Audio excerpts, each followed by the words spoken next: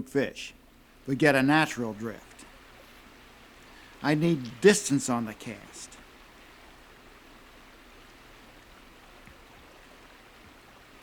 I drift the rod further forward on the cast to straighten the line out. I don't want depth. I've gone to one split shot in a lightweight nymph. I lengthen the leader to 10 feet 8 inches with a 20-inch tip at a 4X, a leader long enough to get the job done, but one I can control.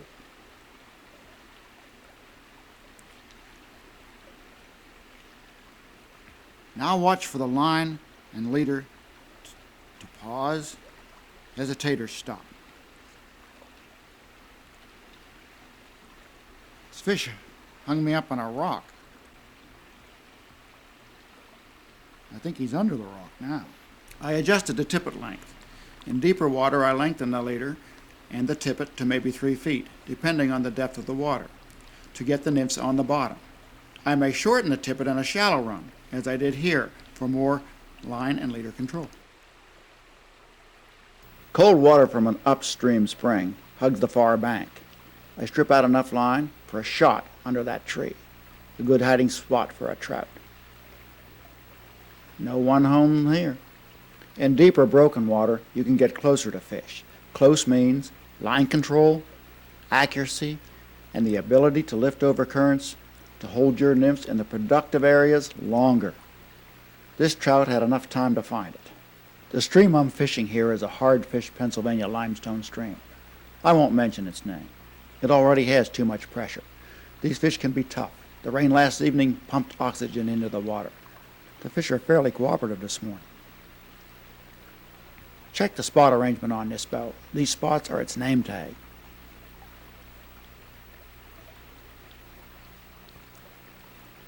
Look how high the rod tip starts and stops on the forward cast.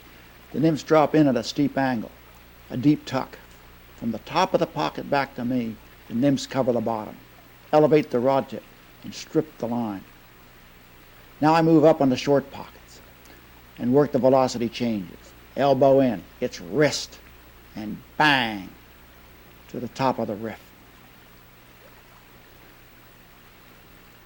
And bang into the velocity change.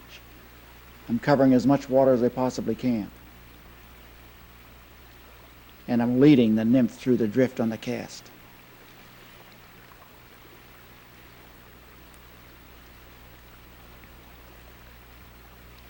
I punch a cast in tight to the log. That's good cover. I want to throw the fly back under the limb. Drift the rod tip to the level of the limb and squeeze the rod handle. You're throwing the loop under, not the fly. And don't push the thumb into the cast, or you'll be over the limb, not under it. One shot next to the log and move on.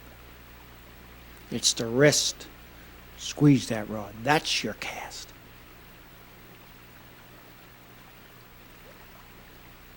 I strip out enough line to cover the distance and line up the shot with a false cast. I'll punch the forward cast in next to the log. I'll drift the rod tip right in tight, squeeze that rod handle, and the nymphs drop under the log. Now move on.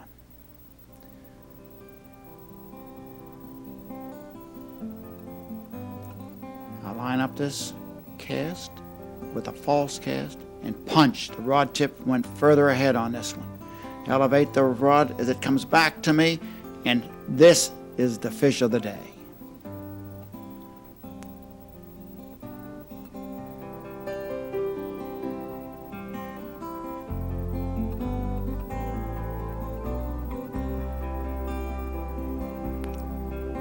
What a beautiful fish.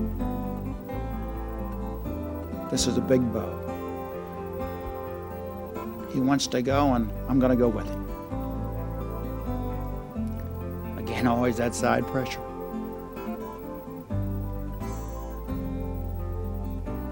Now, I really do want to show you this fish.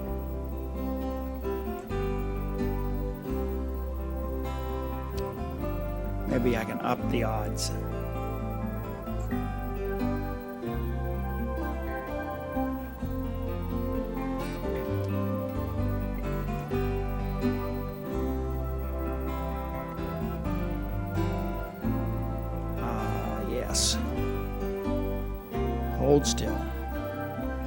you'll be on your way.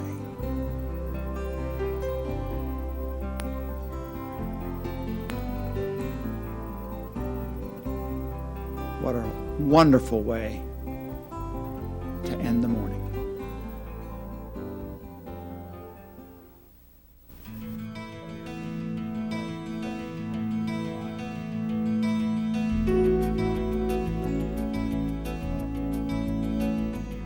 The tuck cast techniques that we're going to use today are viable both east and west. And incidentally, I might say that George Harvey, my mentor and dear friend, is the gentleman that taught me the tuck cast many years ago. I have a few variables with it and things that I've created, the downer and the upper, the rolling tuck, and some variables. But they're all techniques that I hope will get me into fish and have in the past. The idea behind this is that your cast is adjusted to the depth and the speed of the water you're fishing. If you're in deep, fast water, you want to stop the rod higher so the nymph comes in at a steeper angle. As we fish up through the stream and we may get into shallower water, then you'll drift the rod further forward before you employ the casting stroke so that the nymph will come in at a lesser steep angle. So as you fish along with me today, you will see the cast changing with the conditions of the water I'm fishing. Also, trout indicate or tell us what levels to fish, meaning as we fish, the cast will be adjusted also not only to the depth and speed of the water, but to their feeding level. So as we're fishing today, and we'll constantly adjust not only the weights, the cast, but the techniques. So follow along with me this morning and on this beautiful western stream. We'll cover the water. It will give us many challenges. Maybe the challenges are going to be far too stiff for us and success may not come our way. But it's going to be credible, meaning that there's no setups.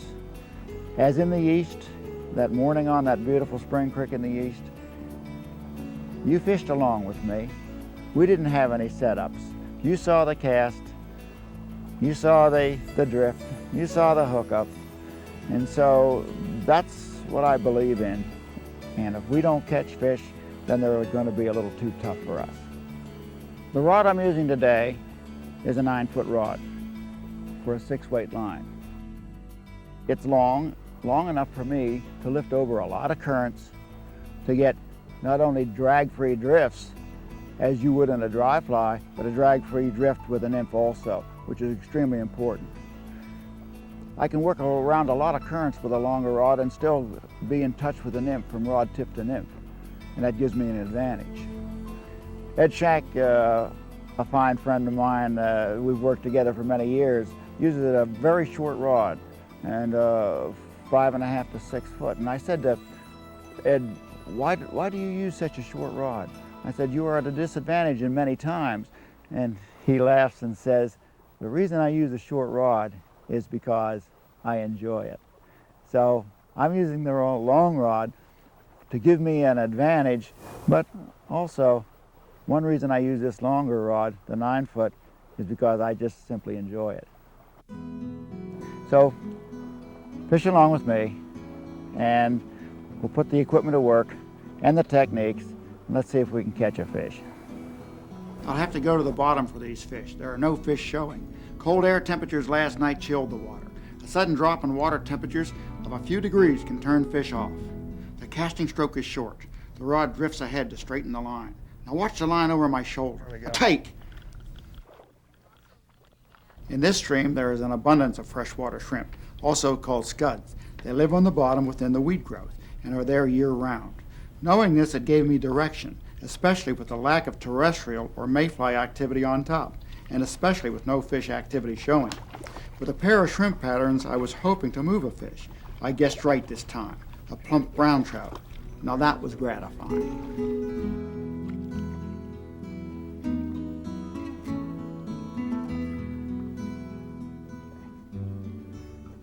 These shrimp are what we are trying to imitate. Notice the difference in size. They are huge shrimp in these western waters, huge compared to most in the east. The shrimp pattern is tied on a number 10 hook, a blend of gray and fox squirrel hair, with guard hairs pulled down to imitate legs. They move in the water, as do the legs of the live shrimp. The rig is the same leader formula used in the East, except for one small number 6 AA split shot.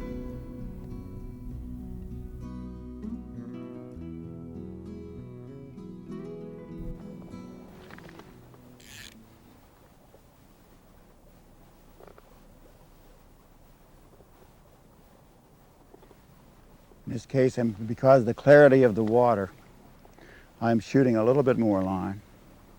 I'm working the edge of the stream, and I'm keeping the line, I'm drifting the rod tip further ahead before I make the power stroke. And I'm straightening the line out so I have contact between rod tip and nymph. You have to check your nymphs constantly, because if there's any vegetation on them, as we see right here, they won't touch it.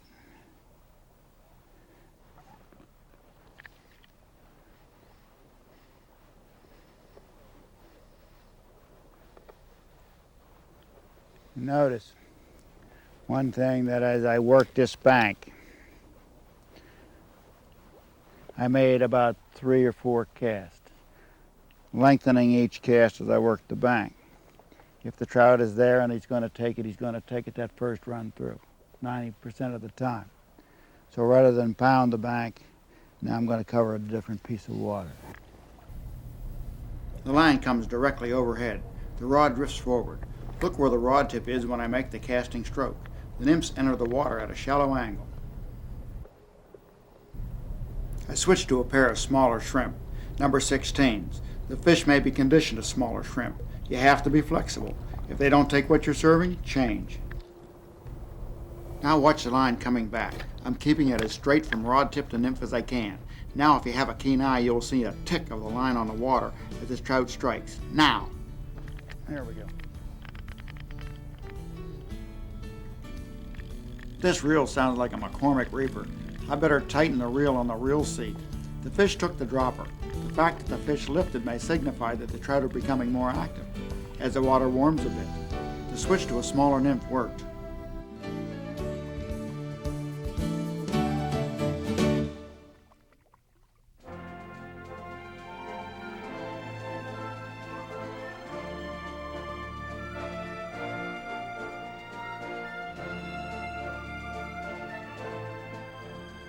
Okay, I see you.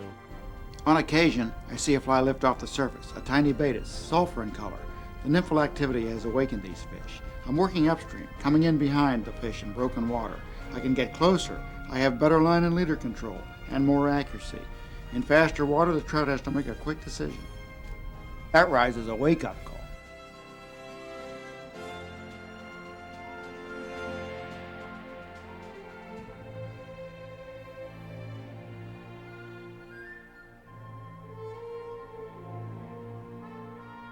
Why they don't take that emerger, I don't know.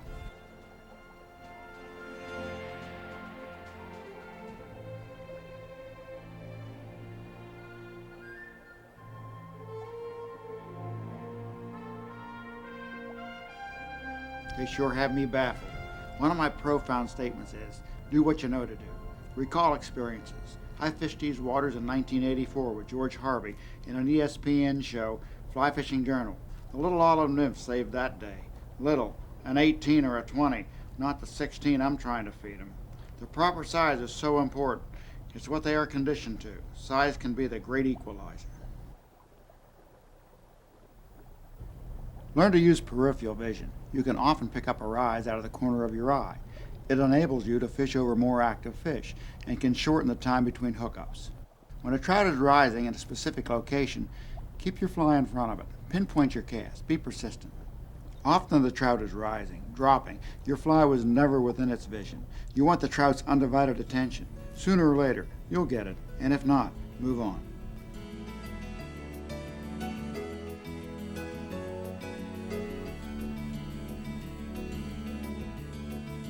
The arm is out, the wrist is in.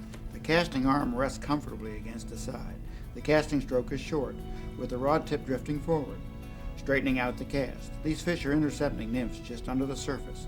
I don't need depth. I'm not using any weight. I'm fishing a pair of nymphs, drifting them just under the surface and in the surface film, watching for a swirl, a dimple, any surface disturbance in the direction of the nymphs, and for any line or leader or movement, a tick, a hesitation. Persistence, concentration, and a nymph of the proper size, shape, and shade, and it's coming together. Don't tell me it's going to be another long release day, like the one in Pennsylvania. There are a couple of fish below me feeding. I'll lengthen the cast, check the cast high, a short squeezing stroke, then drop the rod tip, just as you would a dry fly. Now I have slack in the leader and tip it right up to the tail nymph for an extended drift.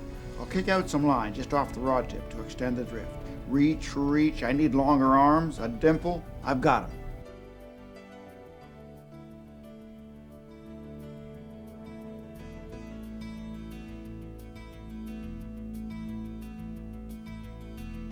I'll go to the fish. The trout will probably help me out. That is, if I can get 'em out of the weeds.